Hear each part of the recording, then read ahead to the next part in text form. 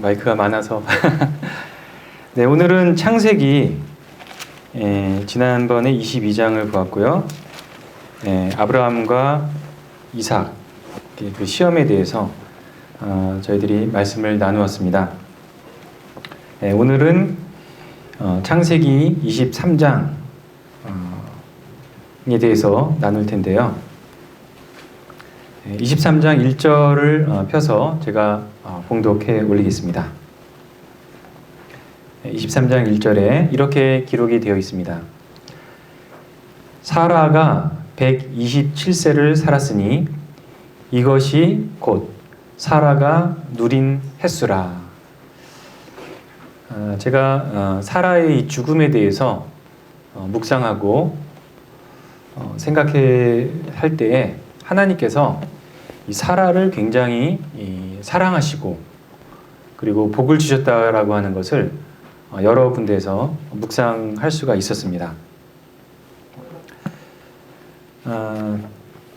그것을 이제 제가 찾아서 또 나누도록 하겠습니다. 사라가 하나님께서 배려를 하셨다라고 하는 것을 어떻게 알 수 있냐면, 사라가 127세를 살았다. 이것이 곧 사라가 누린 횟수다라고 기록을 하신 것에서 먼저 저희들이 하나님께서 사라를 높이신 것을 볼 수가 있습니다.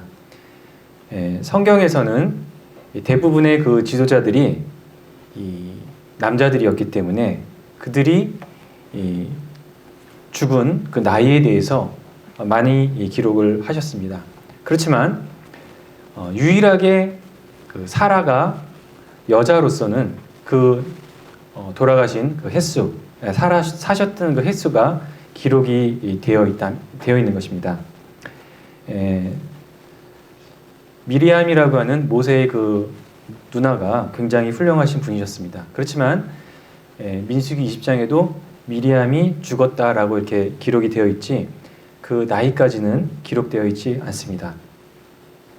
그것을 통해서 보면은 하나님께서 사라를 굉장히 높이셨다라고 하는 것을 저희들이 알 수가 있습니다.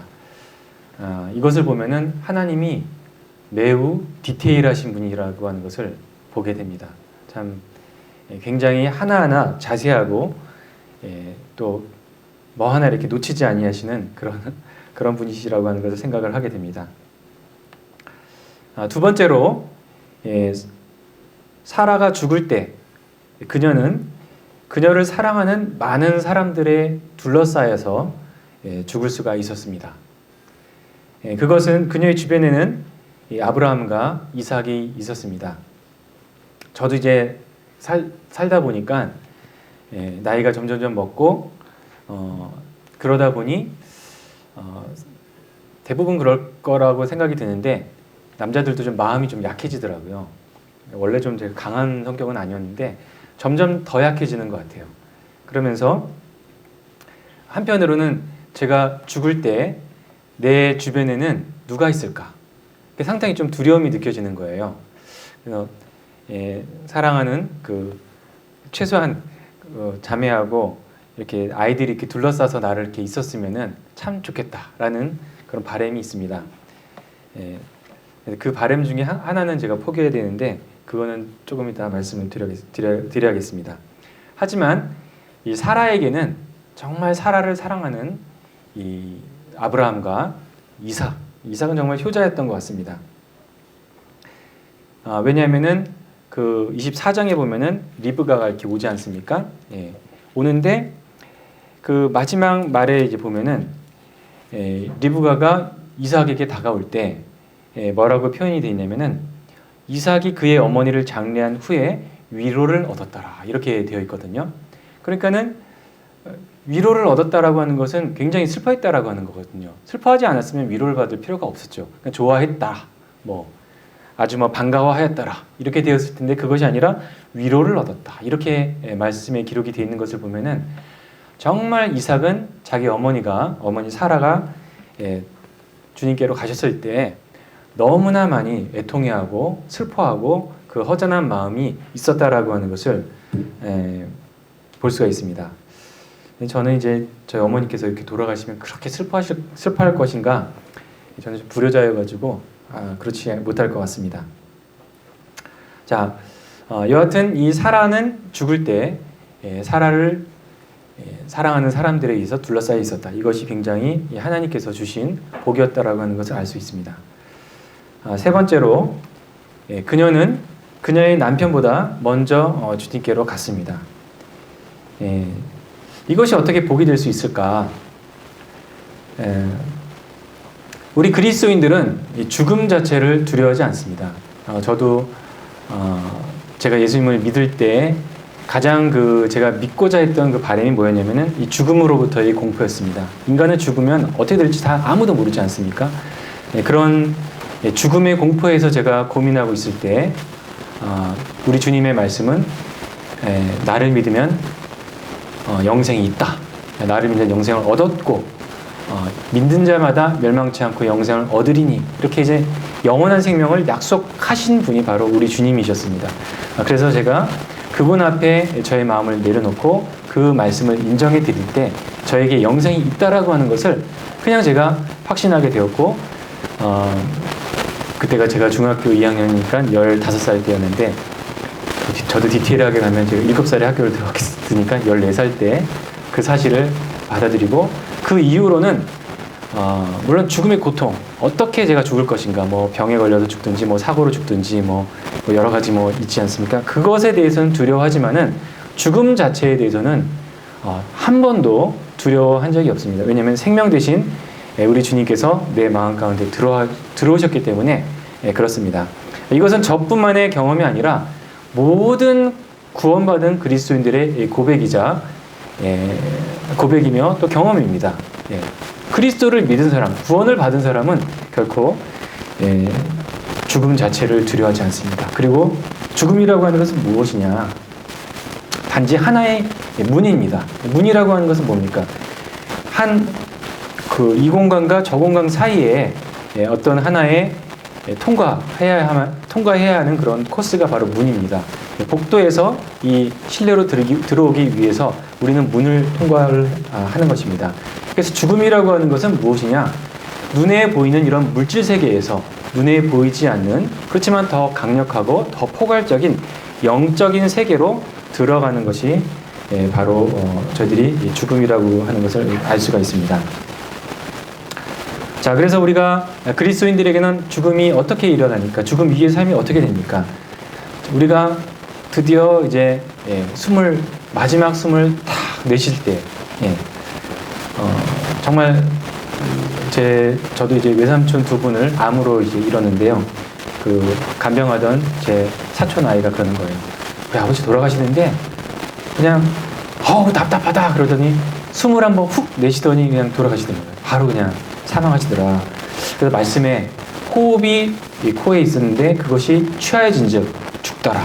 이게 바로 인간의 이제 모습인데, 우리가 마지막 눈을 딱 감을 때 어떤 일이 우리에게 벌어집니까? 눈을 감는 순간, 우리의 영혼은 우리 육체를 떠나고 다시 눈을 딱 뜨는 순간 정말 우리 눈앞에는 어마어마한 광경이 펼쳐져 있습니다. 천사들이 환호를 하고, 정말 영광스러운 두 천사가 와서 제 팔짱을 딱 껴서 우리 주님의 앞에, 사랑하는 정말 우리가 보고 싶어하던 하나님 앞에 우리를 데려가시면서 드디어 그분의 얼굴을 보고 그분의 음성을 듣는, 여하튼 간에 잘 왔다라고 하실, 잘 하였다까지는 모르겠고 하여간 잘 왔다 하시는 거는 분명할 것 같습니다. 그분의 앞에 저희들이 들어가게 되는 것입니다. 그때의 약속을 잠깐 보면은 계시록에 이제 잘 나와 있는데요. 제가 그냥 찾아서 읽어드리겠습니다. 계시록 21장 3절에 보면, 그들은 하나님의 백성이 되고 하나님은 친히 그들과 함께 계셔서 모든 눈물을 그 눈에서 닦아 주시니 다시는 사망이 없고 애통하는 것이나 곡하는 것들이나 아픈 것이 다시 있지 아니하리니 라는 그 복을 저희들이 받을 것입니다. 그리고 22장 4절에 보면은 3절부터 보면은 그의 종들이 그를 섬기며 그의 얼굴을 볼 터이요 그의 이름도 그들의 이마에 있으리라. 그래서 정말 우리가 우리 육체를 떠나서 주님과 함께 있을 때 주님의 얼굴을 본다라고 하는 이런 소망이 있습니다. 그래서 죽음이라고 하는 것이 얼마나 그리스도인들에게는 복인지 모릅니다. 근데 그것이 우리가 임의적으로 하는 것이 아니라 뭐 자살하고 이런 게 아니라 주님이 보내시는, 주님이 이루어 주시는 그때에 우리가 주님께로 갈 때 그렇다는 것입니다. 그래서 주님께로 먼저 가는 것은 이 복입니다. 그리고 왜 그러냐 하면은 남아있는 사람들은 슬픔이 있기 때문에 그렇습니다. 그래서 사랑하는 그 분을 먼저 보내고 나면은 가신 분은 이제 슬퍼할 일이 없으시죠. 주님을 보고 그 주님의 그 영광의 그 빛으로 인해서 그분도 이제 가족들과 헤어졌겠지만 이제는 슬픔이 없지 않습니까? 주님께서 그것을 다 채워주시기 때문에. 하지만 이 남아있는 사람은 그 슬픔을 또 다 감당을 해야 돼요. 주님 오실 때까지는 우리가 볼 수가 없으니까 그분을. 그래서 슬퍼해야 되고 또 뒤처리도 해야 되지 않습니까? 이렇게 뭐 장례식도 치러야 되고 뭐 이런 식으로. 그래서 제 생각에는 먼저 가는 것이 낫고 남아있는 사람에게는 아무래도 그런 슬픔이 있을 것이라고 이렇게 생각이 듭니다. 그래서 이제 저도 이제 자매한테 그런 얘기를 했어요. 나보다는 자매가 먼저 주님께로 가라. 참 우리 그리스도인들은 너무 참 죽음도 이렇게 우리는 그렇게 막 슬퍼하거나 이러지 않죠. 그래서 저도 기도하기는 제가 기도까지는 하진 않은 것 같은데 생각에 자매가 먼저 가기를 이렇게 바랍니다. 왜냐하면은 제가 먼저 가면은 자매가 얼마나 더 슬퍼하겠어요. 제가 다 압니다.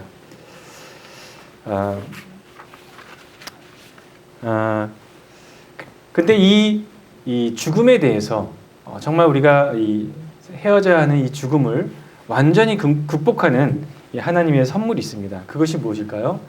바로 우리가 누군가가 죽기 전에 주님께서 다시 오시면 그것이 없습니다. 주님이 오실 때 고린도전서 15장에 나와 있는 것처럼 눈 깜짝할 사이에 변화가 됩니다. 우리의 그 죽을 몸이 영적인 몸으로 이렇게 변화가 되면서 그리고 모든 사람에게 모든 성도들에게 그 일이 임하기 때문에 우리가 영광의 주님을 바라보는데 죽음이라고 하는 그 문을 통과하지 않고 바로 주님께 가는 거예요. 지금은 주님이 오시기 전에는 정말 이 죽음이라고 하는 문을 통과해야만 그리고 또 이제 남은 사람들이 슬퍼하는 이런 고통이 따르는데 주님이 오시면 주님이 공중에서 다시 오실 때는 그런 것이 없습니다. 그래서 이 주님이 오신다고 하는 것은 얼마나 우리에게 큰 복인지 그래서 우리가 주님이 오시기를 참으로 사모하면서 주님 빨리 와주세요 이렇게 기도해야 할 필요가 분명히 있습니다. 그리고 사라는 네 번째가 되겠는데요. 그녀를 아쉬워하는 사람들이 많이 있었습니다. 보면은 23절 이제 2절에 보면은 아브라함이 들어가서 사라를 위하여 슬퍼하며 애통하다가 이렇게 되어 있습니다. 이때 아브라함의 나이는 이제 137세 정말 할아버지인데 참 그분이 정말 그 당시에 수염을 많이 기르셨을 테니까 수염을 막 기르신 이 아브라함이 가가지고 막 우는 거예요. 엉엉 울면서 이렇게 참 그래서 아브라함은 사라를 정말 사랑했다라고 하는 것을 저는 이 장면을 보면서 생각할 수가 있습니다. 아마 우리 형제님들도 다 그러시겠죠? 제가 괜한 것을 이렇게 물었습니다. 근데 이제 제가 이제 자매하고 이 장면 이렇게 나누다가 제가 그렇게 얘기를 했어요. 여보 나는 자매가 먼저 주님께로 가기를 바라는데 아브라함처럼 엉엉 울 것 같지는 않아 이제 그렇게 얘기를 했어요. 이제 왜 그러냐면 이제 제가 뭐라 그러냐면 내가 집에 올 때마다 여보 표정이 항상 무표정이야. 표정이 별로 없어. 왔어? 그냥 그러고 말아. 그래서 나는 별로 안 울 것 같아. 그렇게 얘기를 했어요. 저는 제가 좀 원래 좀 표정이 좀 많은 편인데 자매는 상당히 좀 무표정하거든요. 그래서 그게 좀 충격이 됐나 봐요. 다음 날 집에 오니까 막 자매가 막 화사하게 막 웃으면서 여보 어서 들어와 이러면서 딱 그러더라고요. 예. 그래서 자매가 먼저 가면 그 앞에 제가 많이 울기로 했습니다. 네. 네, 이런 것들이 이제 하나님께서 사라에게 주신 그 참 따뜻한, 참 사랑스러운 이 자매로서의 어떤 그런 딸로서 하나님께서 베푸신 그런 복이었다라고 생각이 듭니다. 그러면 이것은 이제 사라가 주님께로 가셨을 때에 사라가 누렸던 이 복이라고 한다면은 사라가 살았을 때 하나님께서 주신 그 복을 제가 또 말씀을 드리겠습니다. 사라는 아브라함과 믿음의 실제적인 공동 상속자였습니다. 그래서 우리가 인간에게 있어서 이 결혼이라고 하는 약속, 이것은 굉장히 중요한 부분 중에 이제 하나입니다. 과연 부부가 언제 이렇게 저 사람이 부부다, 저 두 사람이 부부다라고 말을 할 수 있을까요? 많은 분들이 그것에 대해서 언약을 할 때, 우리가 이제 보면 결혼 서약을 하지 않습니까? 그때 이제 서약을 이제 시키기도 하고, 참 그 아름다운 말 있지 않습니까? 가난할 때나 뭐 부자일 때나 건강할 때나 건강하지 않을 때 누구를 신랑으로 맞이해서 이렇게 영원히 사시겠습니까? 사랑하시겠습니까? 이렇게 얘기하고 또 반대도 이렇게 묻고 그렇게 얘기를 하지 않습니까? 그 서약이 이루어질 때 두 사람이 부부가 이제 형성이 된다. 이렇게 이제 보시는 분이 있는데, 저는 거기다가 좀 더 하나를 이렇게 더한다면은 우리 그리스도인들의 서약은 거기서 끝나는 것이 아니라 하나님 앞에라고 말을 저희들이 붙입니다. 하나님 앞에서 이렇게 서약을 합니다. 라고 이제 말을 이제 붙이지 않습니까? 근데 그것이 작은 것이 아닌 것 같아요. 그래서 그것은 하나님 앞에 언약이거든요. 하나님은 어떤 분이십니까? 약속을 하시면은 그 약속을 끝까지 지키시는 분이십니다. 정말 그분의 평생이 아니라 죽어서라도 하나님의 그 약속은 변치 않는 약속, 언약의 하나님이시라고는. 그래서 우리 신약과 구약이 있지 않습니까? 어떻게 보면 이 법률책입니다. 하나님 앞에 근거를 가지고서 이렇게 해주세요. 이렇게 말씀하지 않으셨습니까? 그리고 그렇게 접근할 수 있는 이 언약의 하나님이시기 때문에 하나님은, 그리고 이제 하나님께서는 이 부부 관계를 그냥 잠시 이제 세상 사람들이 전혀 모르듯이 동물처럼 살지 않습니까? 그런 게 아니라 하나님이 짝지어 주신 거란 이런 표현을 쓰셨거든요. 사람이 나누지 못한다. 그래서 부부라고 하는 관계는 이 언약과 함께 하나님의 이름으로 사인이 된 그런 관계라는 거죠. 그래서 그것을 하나님 보실 땐 하나님이 짝지어 주신 것을 이렇게 말을 하는 것 같습니다. 그래서 이 부부가 형성이 됐을 때 이 두 사람은 이제는 한 몸입니다. 한 살덩이다. 이렇게 영어로 보면 그렇게 돼 있거든요. 한 살덩이다. 이렇게 이제 표현이 돼 있습니다.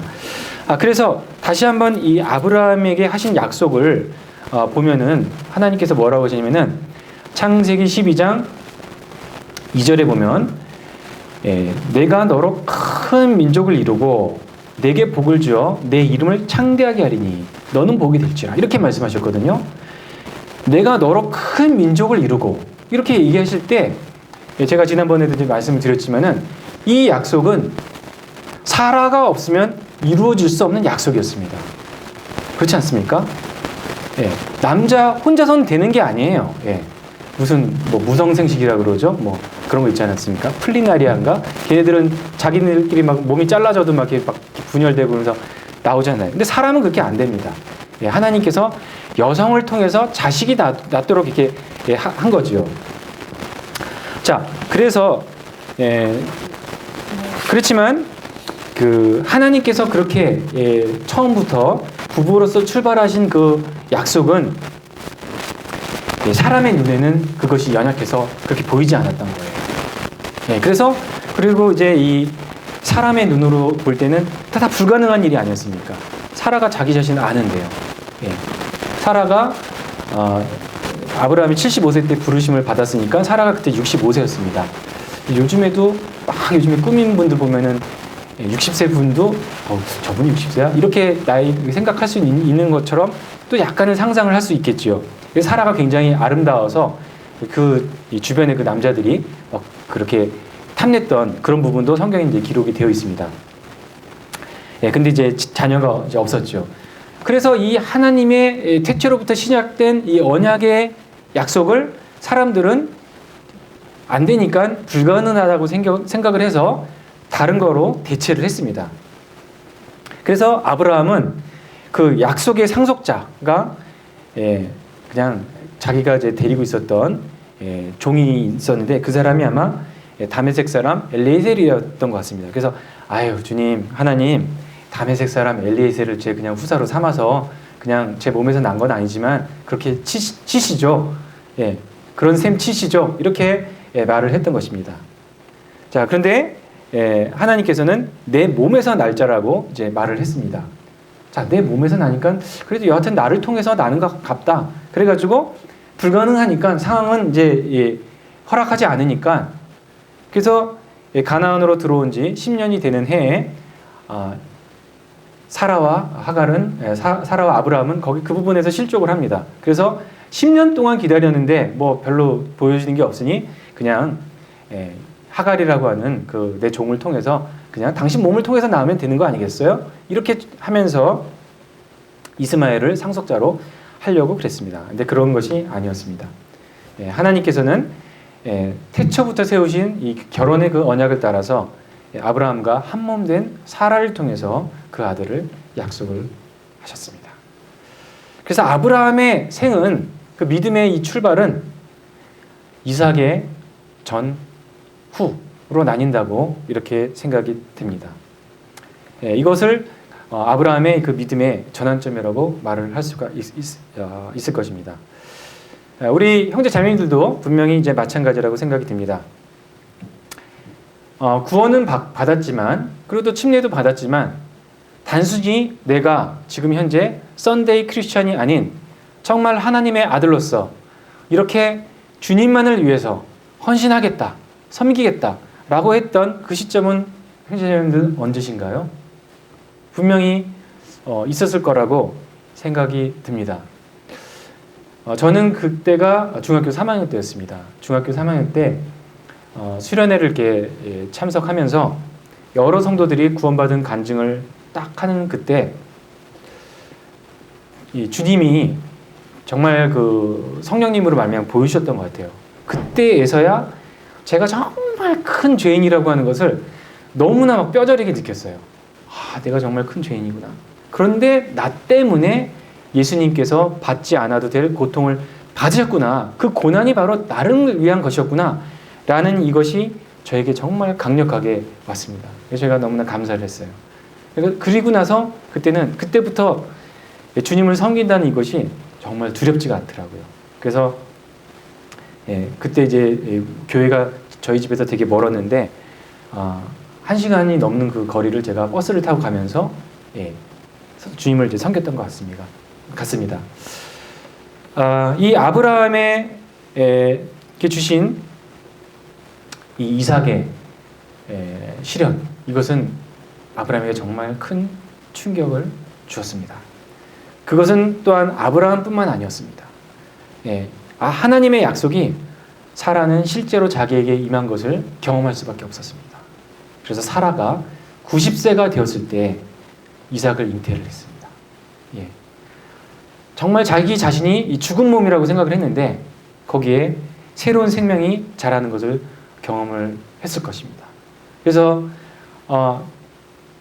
이삭이 자라니까 무엇을 했겠습니까? 막 입덧도 막 했겠죠. 막 입덧을 하면서 뼈해장국이 먹고 싶어, 뭐 피자가 생각나, 뭐 콜라가 먹고 싶어, 막 이런 식으로 또 사라도 그런 경험을 했을 것입니다.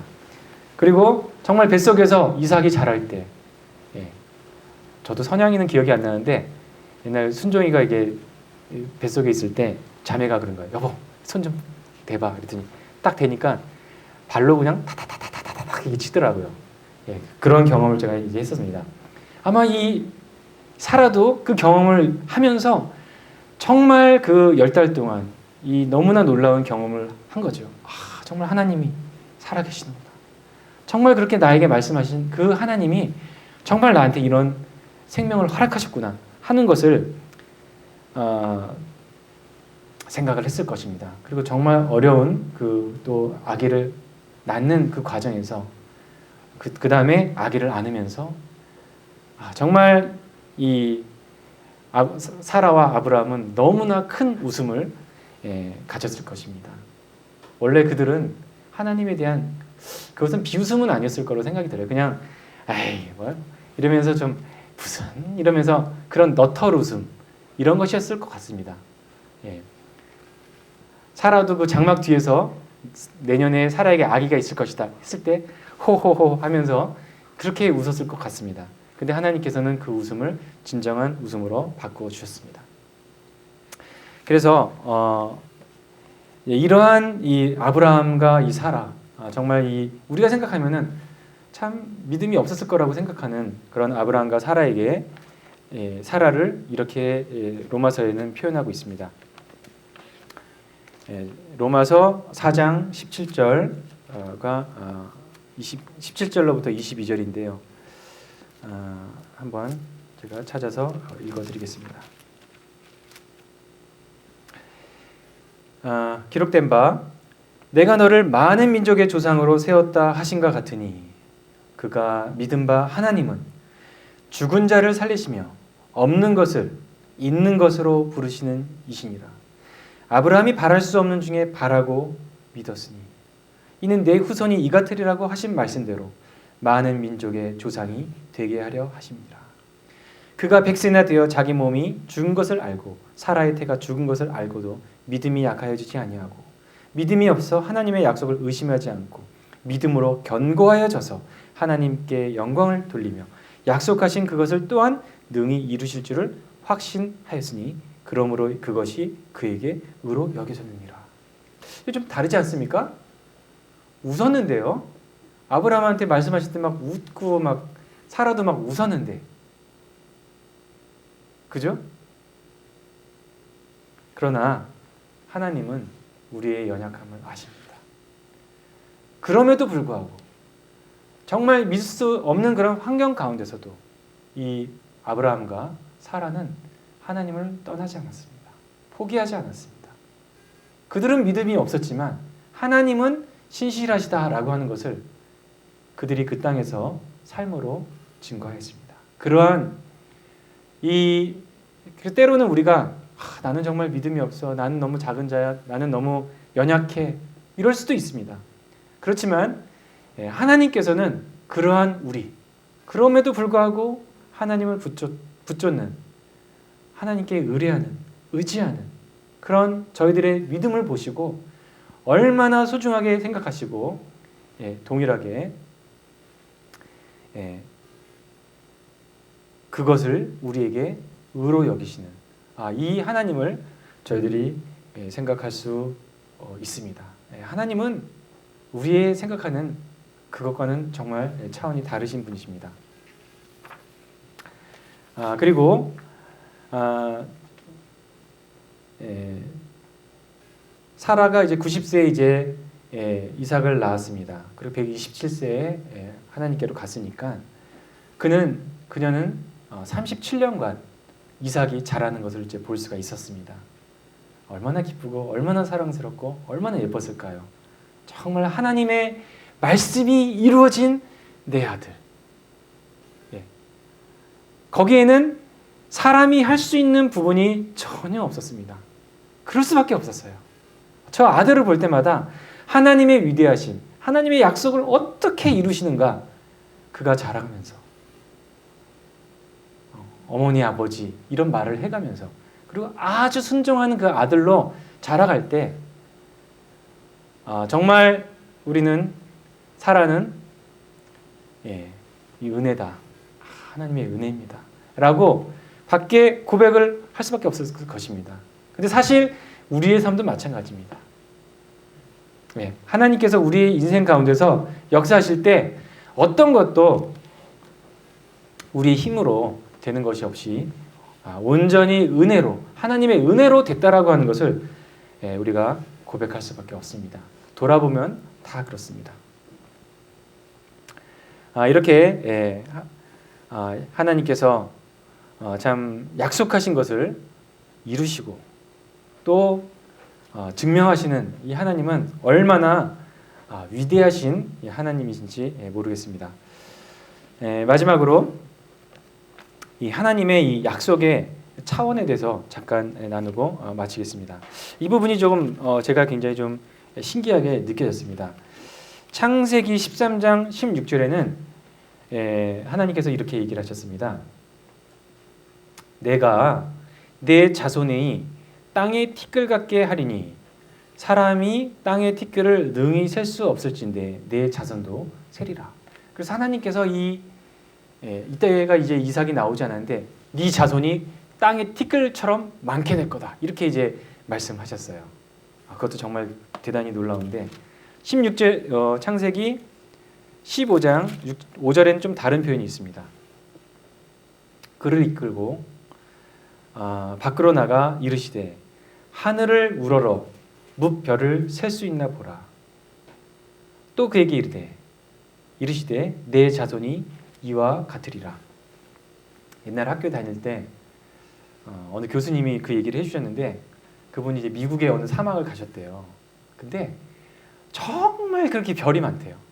별이 너무너무 많아가지고 이게 딱 보면은 별똥별이 쪼르르 그리고 또 바로 이쪽에서 쪼르르 이렇게 계속 별똥별이 보인대요. 이렇게. 그래서 참 주님이 허락하시면 저도 한번 가서 보고 싶은 이런 생각이 듭니다. 사막은 공기가 깨끗하니까 정말 그렇게 별이 많다는 겁니다. 근데 그 별을 보여주시면서 하나님께서 뭇별을 셀 수 있나 보아라. 내 자손이 이와 같으리라. 좀 다르지 않습니까? 아까는 뭐라고 그러셨습니까? 땅의 티끌이라고 말씀하셨는데 별이라고 말씀하셨어요. 티끌과 별, 어떤 차이가 있습니까? 바로 티끌은 땅에 속한 것들입니다. 근데 별은 하늘에 속한 것들입니다. 저는 이제 이것을 이렇게 생각합니다. 이 땅의 티끌은 육신의 자녀들, 그냥 씨로 말미암은. 그런데 이 별은 바로 믿음으로 말미암은 아브라함의 자녀들라고 그렇게 생각이 듭니다. 이것은 뒤에도 나오죠. 요셉의 꿈에 보면은 처음에 단이에요. 단이 막 이렇게 절을 해요. 요셉에게. 나중엔 하늘의 별과 해와 달이 요셉에게 절을 합니다. 감히 보면 보이지 않습니까? 얼마나 참 이렇게 힘들고 어려운 그걸 다 당합니까? 르벤, 시몬과 레위와 또 유다와 또 다말의 근데 그들을 하나님은 별이라고 보여주시는 것입니다. 우리들도 마찬가지입니다. 우리의 신분은 이 지상에서 참으로 비천하고 작고 낮을 수 있습니다. 그런데 하나님께서는 그리스도, 하나님 안에 있는 그 그리스도의 약속을 통해서 정말 우리를 하늘의 별과 같은 영광이 있는 자들로서 또 그리스도의 제사장들로서 왕과 같은 제사장으로서 삼으셨다라고 하는 것을 볼 수가 있습니다. 그래서 역시 우리도 고백을 하기를 현재의 일이나 장래의 일이나 그 어떤 것도 우리를 그리스도의 사랑에서 끊을 수 없다. 이렇게 고백을 할 수가 있습니다. 참 연약한 아브라함과 사라를 당신의 약속의 통로로 삼으신 놀라우신 하나님을 찬양합니다. 기도하겠습니다. 하나님 아버지, 아브라함이 자신을 티끌의 하나라고 고백을 하였습니다. 그러한 아브라함을 또 아브라함의 자녀들을 또 저희들을 하늘의 별과 같이 참 놀라운 권세가 있는 자들로 영광으로 삼으신 하나님 참으로 감사드립니다. 저희들에게 있는 이 정말 티끌과 같은 믿음을 통해서 참 저희들을 의롭다 하시고 또 하나님의 자녀로 삼으신 하나님의 참 사랑과 은혜에 감사드리옵나이다. 참 저희들에게 믿음을 허락해 주셔서 하나님을 보게 해주시고 하나님 참 아브라함과 사라가 그들의 그 연약함에도 불구하고 하나님을 붙쫓았던 것처럼 저희도 하나님을 붙쫓아가는 그런 삶이 되게 하여 주시기를 기도합니다. 참 모든 것을 이루시고 약속을 이루신 하나님을 찬양합니다. 감사드리며 존귀하신 예수 그리스도 이름으로 기도합니다. 아멘.